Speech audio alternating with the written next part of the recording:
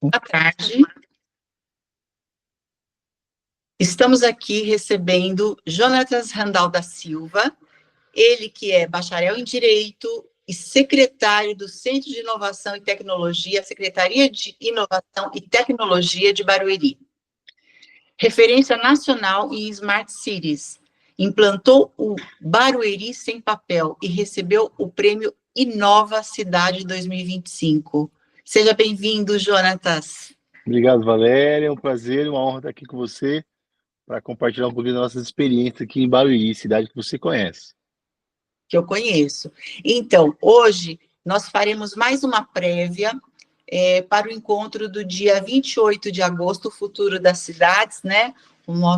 A nossa prévia, que vai acontecer o encontro dia 28 de agosto, na USP, onde o Jonatas é um dos nossos speakers. Ele vai falar um pouquinho sobre a experiência de Barueri, sobre a experiência dele em relação à inovação e tecnologia, não é isso? É exatamente. Essa é a nossa ideia de comentar um pouquinho desse laboratório que é Barueri, esse desafio dessa transformação digital, né, dos serviços públicos, que é um desafio a quatro mãos, né, que tem que ter a sociedade, tem todo mundo unido aí para fazer uma cidade sustentável, humana, usando a tecnologia, mas não pode perder aí o humano, né? O calor humano, o amor ao próximo. Então, esse é o nosso objetivo.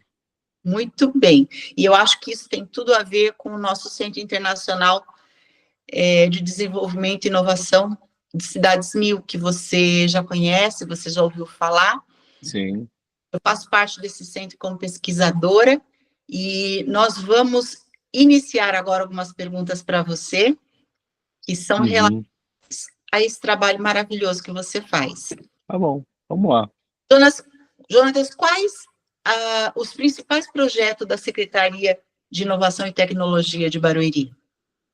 Olha, Valéria, a parte de tecnologia, TI, né? A gente tem vários desafios. O principal deles é você conectar todas as áreas. Fazer aí quando a gente iniciou esse trabalho, essa jornada lá atrás, em 2016, quando eu comecei, quando o prefeito Furlan sumiu, voltou para o governo, e nós fizemos um inventário daquilo que a cidade tinha de tecnologia, de investimento, aliamos com aquilo que nós desejávamos fazer pela cidade, baseado no que nós já tínhamos de tecnologia, e fomos atrás de outras coisas, integrando sistemas, né, migrando para a web, aproveitamos a nossa conectividade, que a cidade toda tem cabeamento. Vamos trabalhar as proteções de sistemas, a integração entre eles, se conversarem. E para a gente estar numa uma jornada aí para começar a aplicar inteligência artificial nos sistemas, né? Então a gente está num desafio aqui, e você conhece o poder público, sabe que a parte de tecnologia, os investimentos ser bem pequenininho, mas a gente está aqui com muita esperança, né, de fazer a diferença. E até agora, pelos resultados, né, que a gente tem ouvido aí, acho que o trabalho está conseguindo dar aí os primeiros passos para essa transformação digital. Que bom, parabéns. E como esses projetos, eles se conectam com o modelo, o conceito de Cidades Mil? Cidades Mil é um conceito da Unesco, né, que se Media and Information Literacy, que é a evolução das cidades inteligentes, que você participa, para educativas e para as Cidades Mil. Como que você vê esses paradigmas desses espaços urbanos que é defendido pela Unesco? Olha, Valéria, eu até fiz uma colinha aqui, que são muitas coisas que a gente quer falar, né? A gente pode até perder aí a oportunidade. Mas o foco no ser humano, né, é um dos principais objetivos nossos, né? Fazer uma gestão mais participativa, ouvindo os lados, né? Ouvindo o servidor, ouvindo a sociedade, ouvindo a sociocomercial, que é muito forte aqui. Tem 50 mil empresas na cidade, né?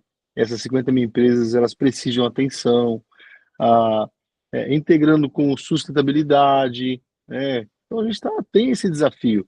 O poder público, ele ainda, embora Barueri é uma das cidades mais que tem destaque nesse cenário, como outras, mas são pouquíssimas, dos 5.000 e poucos municípios no Brasil, se você for colocar a infraestrutura que é necessária para uma cidade no mínimo desejada, né, ele está entre talvez aí as 50 das 5.600 cidades que tem. Então, a gente tem essa responsabilidade de apresentar programas, né, integrando, mas sempre ouvindo a sociedade. Hoje mesmo eu participei de um evento em São Paulo, né, lá o assunto era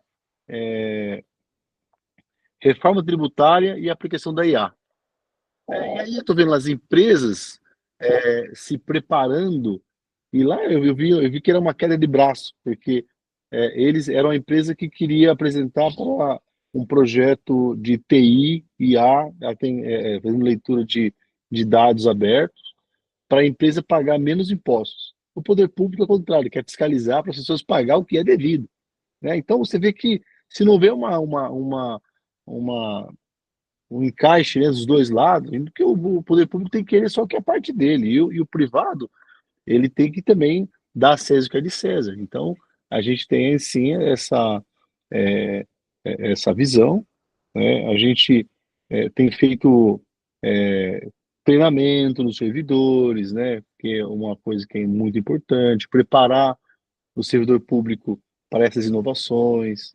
Você sabe que quando você muda lá na tela do computador um botãozinho, o servidor já chama o TI, o que mudou aqui? Então, a gente tem esses desafios, né? Então, esses treinamentos são contínuos, né?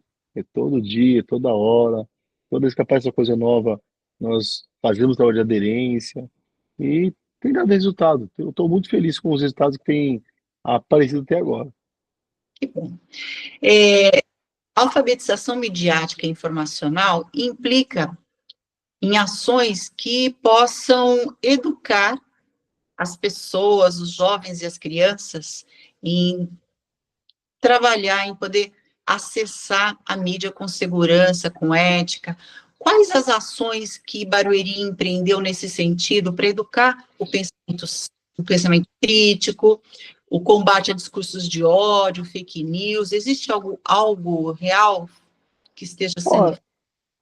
Olha, a prefeitura tem feito um trabalho desde a base, né? Hoje, no ensino fundamental, a criança tem acesso à sala maker, né?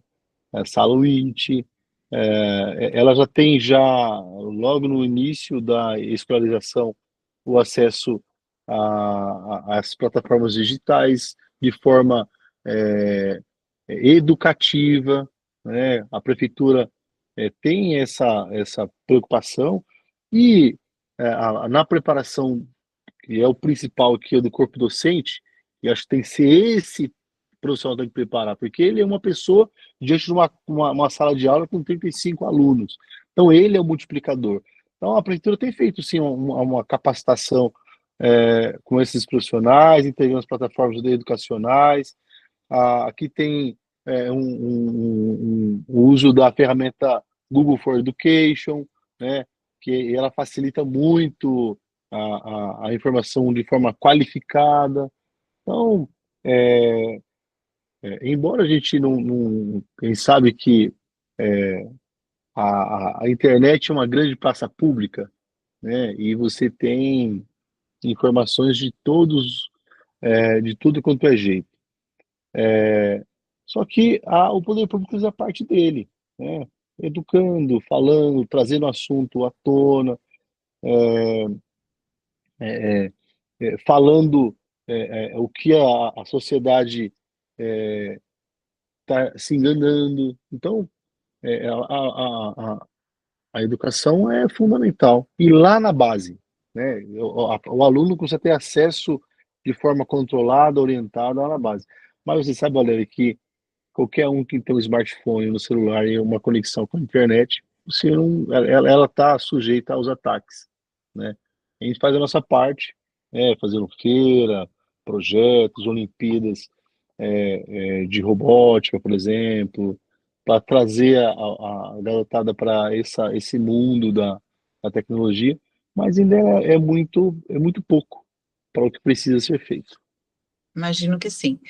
E como que a experiência de Barueri na criação dos serviços digitais, que você mesmo disse, pode servir de modelo para outras cidades brasileiras, que ainda enfrentam dificuldades na digitalização, no atendimento público, e com esse novo olhar direcionado para o cidadão, que é a proposta da Unesco?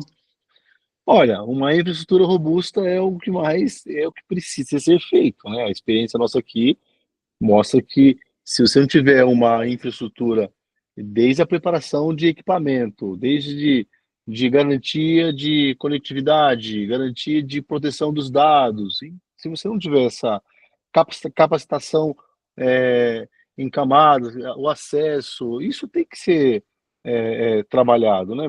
As parcerias estratégicas com o poder público e com empresas que às vezes tem assunto que não é da prefeitura, a gente não consegue a gente não tem domínio daquele assunto. Você tem que buscar um consultor, tem que procurar um auxílio para não errar, né? Porque mesmo assim, com tudo isso, a gente pode errar. Então tem que errar menos. Então a gente procura ter essas parcerias, né? Com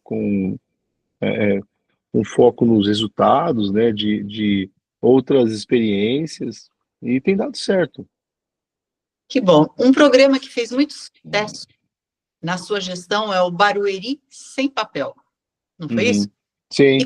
Principais medidas de cibersegurança adotadas neste programa para garantir a proteção de dados de cidadãos e evitar ataques cibernéticos?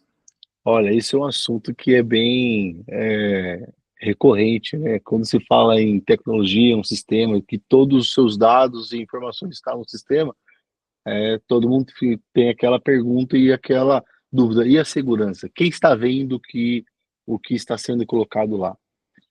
Mas hoje nós temos total segurança.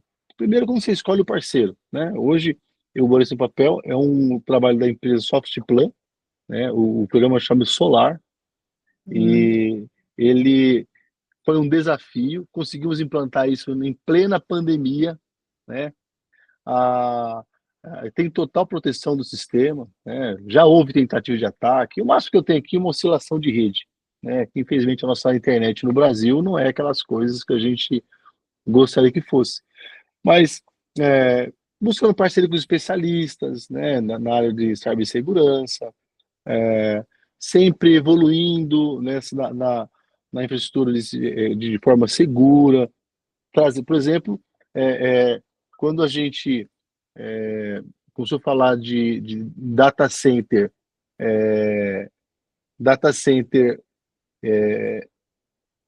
em nuvem, né? Então, a pessoa fala, data center em nuvem, como funciona isso? Vai ficar na nuvem? Até se explicar, até aderência, até os próprios servidores tinham essa dúvida, tinha essa dificuldade de entender.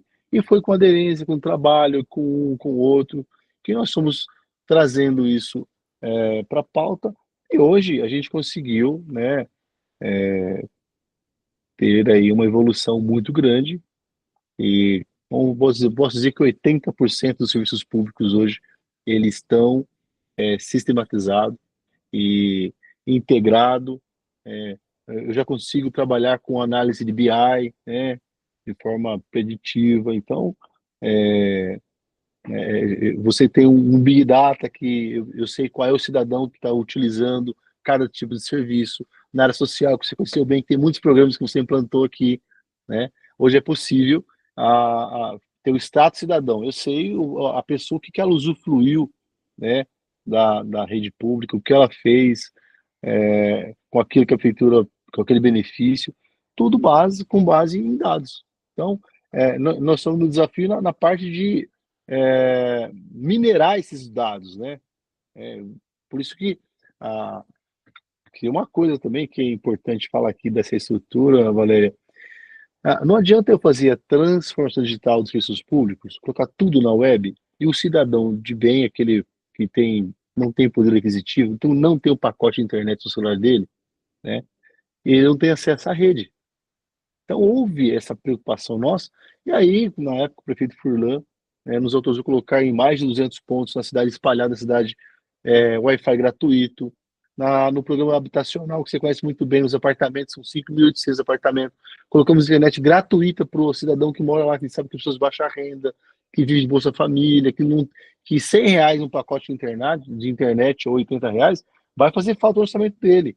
Então a prefeitura, como provedora de internet, né, que faz parte da estrutura nossa, nós conseguimos disponibilizar uma banda para atender essas pessoas. Em todos os próprios públicos, né, tem Wi-Fi, terminal, assim, uma coisa bem simples. Eu fui na PAI faz pouco tempo e os pais estavam com dificuldade lá porque não conseguiam te pedir o Uber, porque bem naquela localidade as antenas de 5G, ou 4G, ou 3G não funcionam, não pegam. E aí uma mãe fala comigo, tem a internet aqui e tal. Eu fui lá e colocamos a internet pública. Nós resolvemos um problema que para nós é simples, mas para aquela mãe que dependia de Uber, ela tinha que andar 800 metros para um lado ou para o outro para ver se ela conseguia ter acesso à internet e pedir Uber. Uma coisa simples. E a Sim. gente teve condições de mudar essas coisas. Então, é com esse olhar humano, né, que a gente está trabalhando para que Barueri continue sendo, usando a tecnologia sempre em favor do cidadão. Muito bem. E você acha que teve alguma dificuldade a mais desses usuários em acessar as plataformas do governo eletrônico?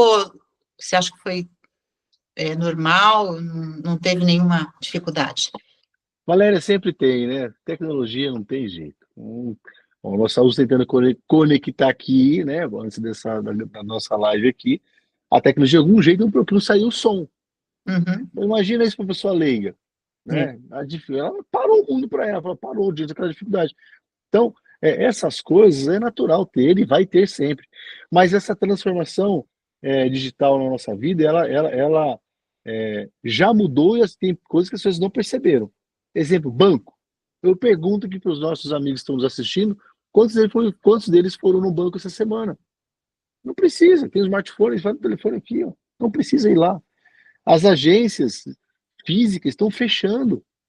Então já mudou, né? Hoje todo brasileiro tem que ter um GovBR para ter acesso às plataformas. Então tem uma convergência aí do privado, no público, por isso que a sociedade está se unindo em cima disso para suprir essas necessidades. Sempre vai ter dificuldade, não tem jeito. Tecnologia não tem jeito.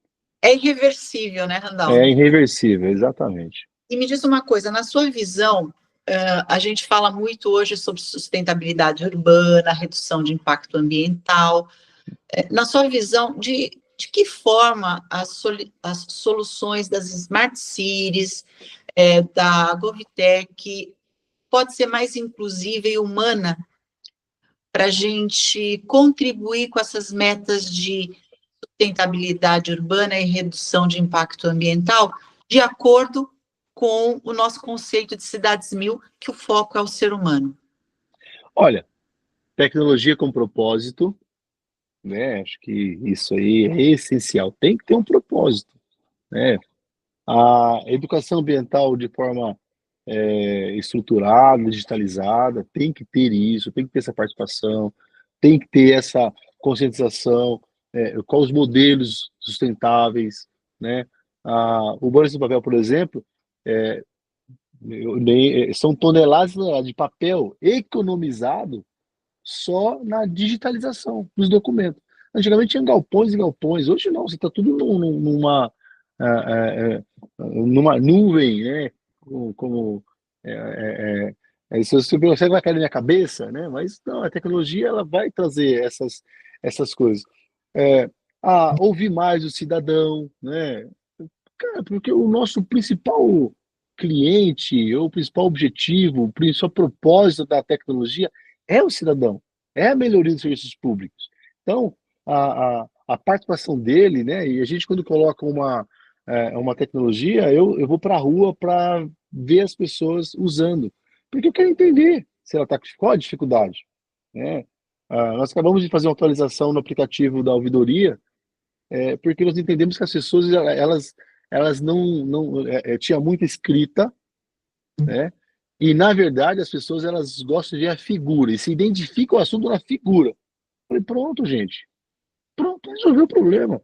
Nós relançamos o mesmo aplicativo e todo mundo fala, agora sim, tem um aplicativo que eu entendo, que é acessível. Então, se tem essa participação, né, do cidadão, com transparência, com resultado. Não adianta vir no aplicativo e atrás e do outro lado não ter um back-end que funcione. Tem que ter transparência, né? Se ele perdi uma consulta no aplicativo e não deu certo, ele tem que ter uma resposta por que não teve a consulta disponível para ele. Né? Se ele acionou a ouvidoria até do portal, do aplicativo, e ele não recebeu resposta, não está sendo transparente, o poder público está fazendo o papel dele. Aí fica só campanhas, tem um aplicativo legal, mas não funciona. Tem que funcionar. E eu tenho essa preocupação de fazer funcionar isso. E, Valéria, uma coisa que eu faço questão é de deixar um legado para onde eu passar. E enquanto eu estiver sentado lá, Valéria, eu vou fazer tudo, de tudo, de tudo, para fazer a diferença. E o dia que eu sair, eu vou fazer igual você. Eu olhei para trás e falei, foi isso que eu fiz, eu que fiz, eu que fiz. Então, isso fica aí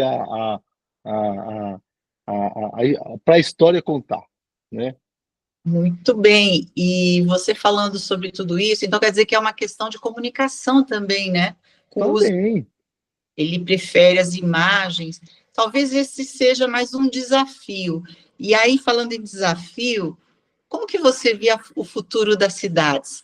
Que aqui nesse nosso papo, o futuro das cidades. Quais são os desafios que você enxerga para a próxima década? Você já pensou nisso? Sobre a transição das cidades inteligentes para essas cidades mil, no qual o ser humano ele é todo pensado, e você mesmo disse que em Barueri acontece isso, especialmente no equilíbrio. Nesse equilíbrio que a gente sabe da inovação tecnológica e da cidadania para a inclusão social. O equilíbrio entre inovação e inclusão, né, garantir os avanços tecnológicos contínuos, né, a privacidade versus segurança, né, eu tenho que ser privado da informação, mas tem que ter segurança, né, então tem que ter um jogo de cintura, né, em relação a isso. A, a sustentabilidade financeira, né? Principalmente no momento em que o poder público não investe em tecnologia, na forma de investir, deveria mudar a cabeça dos gestores públicos e investir em tecnologia e errar menos. Nós sabemos disso. Sim. A formação contínua de profissionais, né? Capacitando, tem que ser contínuo isso. É uma coisa, Valéria, essa é uma luta de muitos anos para frente. Né? Nós somos na luta aqui de 8 anos, né?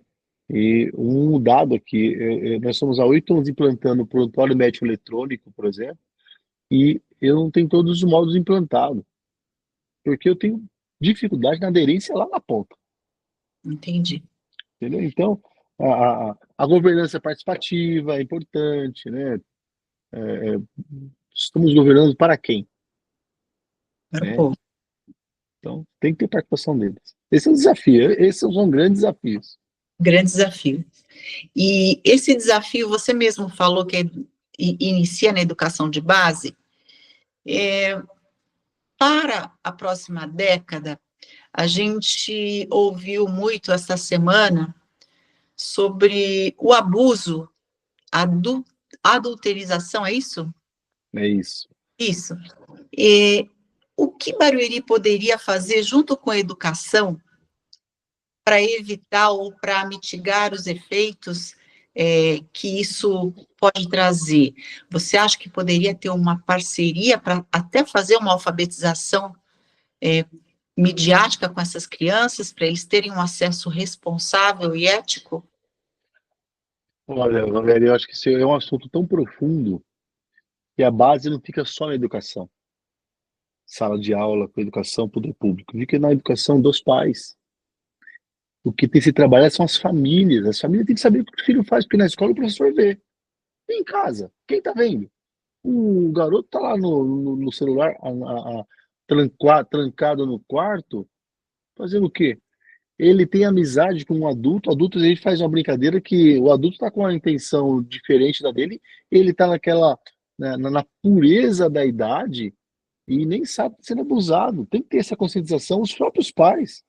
Teve uma polêmica faz pouco tempo aqui na região, de um político que estava com a filha brincando e ele beijou a filha, sentada no colo dele. A rede social, desceu o pau nele, né? Porque achou um absurdo a relação do pai com a filha daquele jeito.